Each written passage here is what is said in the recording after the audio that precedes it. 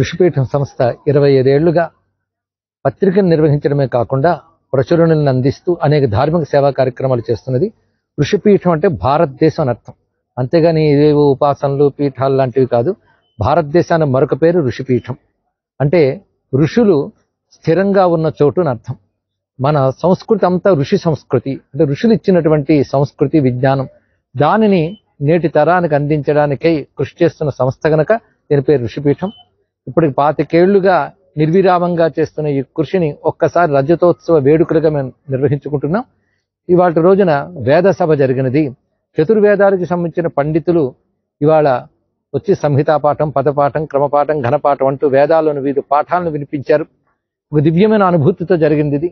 అదేవిధంగా కళారూపంగా కూడా మన సంస్కృతిని అందించడానికై ఋషిపీఠం చేస్తున్న కృషిలో భాగంగా గంగావతరణం అనే పేరుతో ఒక దివ్య ఘట్టాన్ని నృత్య రూపంగా అందించబోతున్నాం.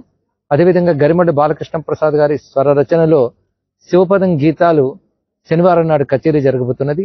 అదేవిధంగా ఆదివారం నాడు ఋషిపీఠం పెద్ద సభ ఆత్మీయ సత్కారం పేరుతో మొత్తం ఋషిపీఠం యొక్క ప్రస్థానం ఆరో తెలుసుకుంటూ దేశవ్యాప్తంగా ఉన్న ఋషిపీఠానికి కృషి చేస్తున్న పెద్దలందరినీ సత్కరించడం జరుగుతున్నది.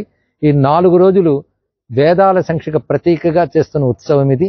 సహకరిస్తున్న పాత్రికేయులందరికీ కూడా అభినందనలు, నమస్కారాలు. విశేషించి ఈ కార్యక్రమానికి ప్రపంచవ్యాప్తంగా ఋషిపీఠ అభిమానులందరూ విచ్చేస్తున్నారు. మన భారతదేశంలో ముంబై, బెంగళూరు, చెన్నై మొదలైన ప్రాంతాల్లోనూ, ఇక ఆంధ్రప్రదేశ్, తెలంగాణ నుంచి వివిధ ఊళ్ళ నుంచి వస్తున్నారు. అలాగే అమెరికా లాంటి దేశంలో కూడా ప్రత్యక్షంగా చూడాలని వస్తున్నారు.